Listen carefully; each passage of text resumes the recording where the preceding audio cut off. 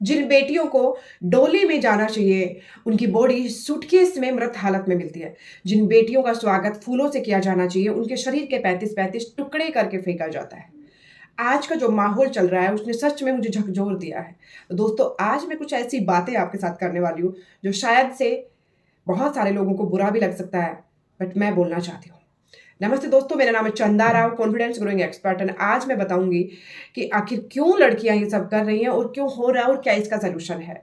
आज की नई पीढ़ी को इससे क्या सीख लेनी चाहिए। जो आजकल लड़कियां कर रही हैं, उन्हें इन घटनाओं से ऐसी क्या सीख लेनी चाहिए कि आगे उनके साथ या किसी और बहन बेटी के साथ ये ना हो। आप सब जानते हैं, देश पूरी तरह से कांप गया था जब पता चला कि एक श्रद्धा नाम की बच्ची का 35 हिस्से करके उसी के लिव इन पार्टनर ने उसको अलग अलग जगह फेंक दिया। पूरा देश हैरान था कि आखिर इतनी दरिंदगी कोई कैसे कर सकता है। मैंने एक वीडियो में आपको बताया भी था कि अगर कोई जानवर भी इंसान को नोच कर खाना चाहेगा, तो शायद एक जिस्म के इतने टुकड़े वो भी ना कर पाए। आखिर उसके साथ रहने वाला जो शख्स जो उससे प्यार करता था, जो कहता था कि मैं तेरे साथ ज़िंदगी गुज़ारना चाहता हूँ, वो शख्स इतना हैवान कैसे बन गया कि उसने 35 टुकड़े कर दिए। सेकंड, परसों एक न्यूज़ आई है जिसमें पता चला कि यमुना एक्सप्रेसवे पर रेड कलर के सूटकेस में एक 21-22 साल की युवती का शरीर मिला है, जिसकी छाती पर गोली लगी हुई है और गोली का निशान है एंड उसकी बॉडी पर बहुत सारे चोट के निशान हैं। उस मृत हालत में उस बच्ची की बॉडी वहाँ पर मिली। आप डेली ये घटनाएँ सुन रहे हैं, डेली हो भी रहा है। लेकिन आज मैं स्पेशली सिर्फ़ लड़कियों के लिए वीडियो लेकर आई हूँ। आजकल के जिस चमक-धमक में हम ज़िंदगी जी रहे हैं, आजकल के जिस दिखावे की ज़िंदगी में हम ज़िंदगी जी रहे हैं, जिस तरीके से लोग हर वक़्त दूसरों की होड़ कर रहे हैं, मुझे उससे बेहतर बनना है, मुझे उससे आगे जाना है, मुझे उससे ज़्यादा रिच दिखना है, मुझे उससे ज़्यादा अच्छे कपड़े पहनने हैं, मेरे पेरेंट्स तो बहुत बेवकूफ़ हैं, वो तो बहुत पुराने ज़माने के हैं, मेरे विचार आज के ज़माने के हैं, वो मेरे विचार एक्सेप्ट नहीं करते। इतने सारे क्वेश्चन्स हमारे माइंड में आते हैं, इनसे भी बहुत ज़्यादा।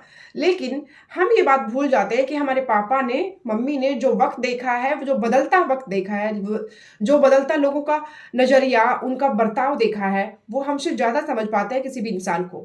लेकिन हम जब थोड़ी-सी इंग्लिश बोलने लगते हैं, थोड़ा-सा हम ज़्यादा एजुकेटेड हो जाते हैं, थोड़ा-सा हम सिटीज़ में रहने लगते हैं, हम ओपन पार्टीज़ करने लगते हैं, तो हमें लगता है कि यार यही तो लाइफ़ है। हमारे पेरेंट्स कहाँ हमें घर में अंदर कैद करके रखते हैं। या फिर हम क्यों रहें कैद? हम आज़ाद हैं। आज़ाद भारत में हर कोई आज़ाद है। बोलने की भी आज़ादी है, खाने-पीने, रहने की आज़ादी है। ऊपर से कुछ कानून जिन्होंने बोल दिया कि लिव इन में कोई भी रह सकता है। हाँ, इस कानून के अगेंस्ट मैं कुछ नहीं बोल सकती क्योंकि ये सुप्रीम कोर्ट ने जो भी कानून अगर जारी किया है तो मैं कोई नहीं हूँ उसके अगेंस्ट बोलने वाली। बट मुझे लगता है कि हमारी संस्कृति इस चीज़ को अलाउ नहीं करती और इस कानून से कहीं न कहीं मेरी भी ज़िंदगी के बहुत सारे पन्ने जुड़े हुए हैं, जिन्होंने मुझे भी बहुत पेन दिया है। तो मैं इस चीज़ को बोल सकती हूँ कि ये कानून बेकार है, हमारे रिश्तों को ख़त्म करता है। ये कानून आपको इजाज़त देता है कि आप किसी की भी ज़िंदगी को तबाह कर सकते हैं। ये कानून आपको परमिशन देता है कि आप किसी के भी साथ खिलौने की तरह खेल सकते हैं। हमारे देश में रिश्ते बहुत ही दिलों से जुड़ते हैं।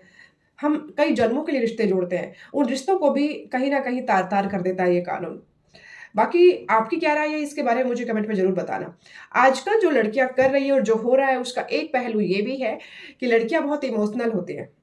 अब अगर किसी के साथ उसका रिलेशन है, चाहे वो उसका हस्बैंड है, चाहे लिव इन पार्टनर है, चाहे उसका दोस्त है, चाहे उसका बॉयफ्रेंड है, क्या करती हैं, वो उससे इतना प्यार कर बैठती हैं कि वो उन्हें उनका वो दूसरा चेहरा दिखाई ही नहीं देता, जो कि पर्दे के पीछे होता है। क्योंकि वो तो सिर्फ़ उसका इस्तेमाल करने आया है। वो नहीं चाहता ना उसके साथ आगे ज़िंदगी जीना, लेकिन वो लड़की तो उसे अपना पार्टनर समझ बैठी, उसके लिए करवा चौथ का व्रत भी रखने में लग गई, उसके लिए वो सब कुछ सोच रही है, उसके साथ अपने बच्चों और अपना खुद का फ्यूचर देख रही है, लेकिन वो लड़का सिर्फ़ टाइम पास कर रहा है।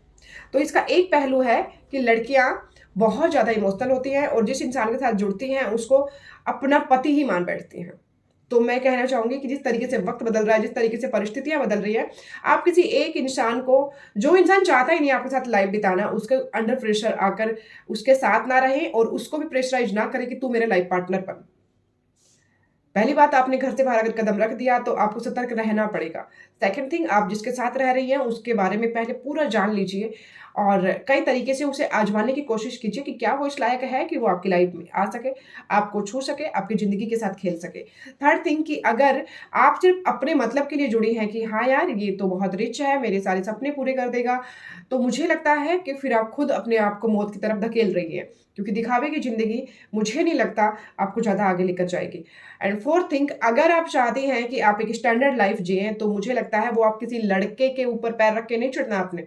आप खुद को इस काबिल बनाइए कि मुझे जो चाहिए ज़िंदगी में मैं खुद से हासिल करूँगी। अगर मुझे 5 स्टार में खाना खाना है तो उसकी औकात मैं अपनी बनाऊँगी।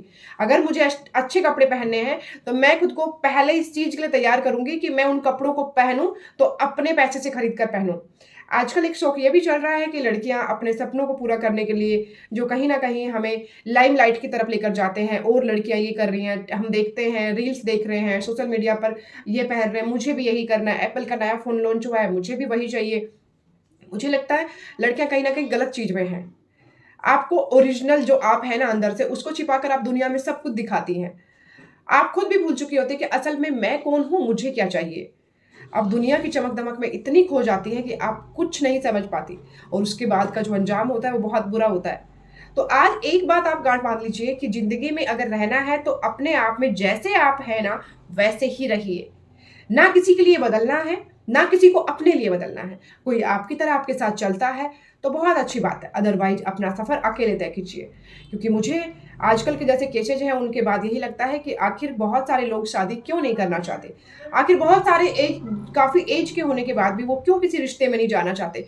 क्यों वो सिंगल रहना पसंद करते हैं? बिकॉज़ वो ज़िंदगी की सच्चाई को समझ चुके हैं।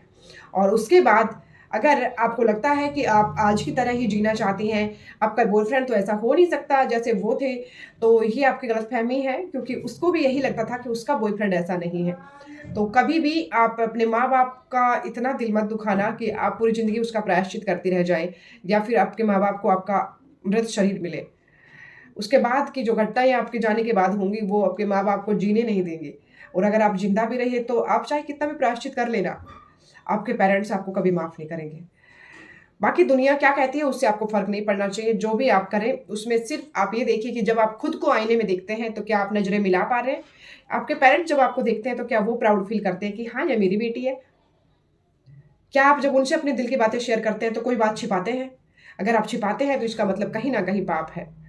अपने मम्मी-पापा से सारी बातें शेयर कीजिए, अगर आपने फिर भी मम्मी-पापा की मर्ज़ी के अगेंस्ट भी कुछ किया है, उसके बाद भी आपके साथ कुछ गलत हो रहा है, तो डरना नहीं है, अपने मम्मी-पापा को सब बातें बतानी है, क्योंकि वो आपके भगवान हैं, वो आपको माफ़ कर देंगे। सुना है 100 पाप करके भी जो आप किसी मंदिर की चौखट पर जाते हैं ना, तो वो ऊपर वाला फिर भी आपको बाहें फैलाकर अपने गले लगाता है। वैसे ही आपके माँ-बाप हैं, उनसे भी बड़े। उनको आप कितना भी दर्द देंगी ना, वो फिर भी माफ़ कर देंगे, तो उनसे छिपाना नहीं है कि अब मैं क्या करूँ? अब मैं इसके साथ शादी नहीं करूँगी तो मैं वापस घर कैसे जाऊँगी? मेरे पेरेंट्स तो मुझे रखेंगे नहीं। बहुत बार ऐसा भी होता है, लड़कियाँ टॉर्चर इसीलिए सहती हैं कि अब मेरे परिवार के अगेंस्ट जाकर अगर मैंने ये डिसीज़न लिया है, तो अब मैं कैसे वापस जाऊँ? अब मेरे पेरेंट्स मुझे माफ़ ही नहीं करेंगे। ऐसा नहीं है। वो आपसे नाराज़ हैं, वो आपसे गुस्सा हैं, लेकिन वो आपके दुश्मन नहीं हैं, वो आपका बुरा नहीं चाहते। अगर अपनी बेटी की आँखों में वो आँसू देखेंगे, तो वो फिर से आपके साथ खड़े होंगे। अपने मम्मी-पापा को हर बात बताइए, जो ज़िंदगी में आपको लगता है हर काम आपने किया है, गलत है, सही है, लेकिन आज अगर आपको पछतावा है, तो उन्हें बताइए। क्योंकि मैं नहीं चाहती फिर किसी बेटी के शरीर के साथ इतने टुकड़े हों, फिर किसी बेटी का शरीर ऐसे सूटकेस में मिले, फिर किसी माँ-बाप को किसी बेटी के लिए बिलखता हुआ देखें। ज़िंदगी में सिर्फ़ एक काम करना है, जो आप हैं, वो हैं, बट अपनी जड़ें, अपने संस्कार पकड़ के रखने हैं, उन्हें नहीं छोड़ना, क्योंकि वही आपका वजूद है, आपके संस्कार आपकी पहचान है। अगर वो छूट गया तो कोई भी आपको तार-तार कर जाएगा। संस्कारों में बहुत ताकत होती है, अपनी जड़ों की मजबूती को हमेशा पकड़ के रखना, किसी की भी हिम्मत नहीं होगी जो आपको इतना सा हिला देगा। इसी के साथ थैंक यू सो मच। अगर वीडियो पसंद आया तो लाइक शेयर ज़रूर कीजिएगा, और आज की जो लड़कियाँ हैं मैं उनको कहूँगी प्लीज़ से ये दुनिया की होड़ में पड़ना बंद कीजिए, अपनी पहचान खुद से बनाना शुरू कीजिए। इसी के साथ थैंक यू सो मच। जय हिंद।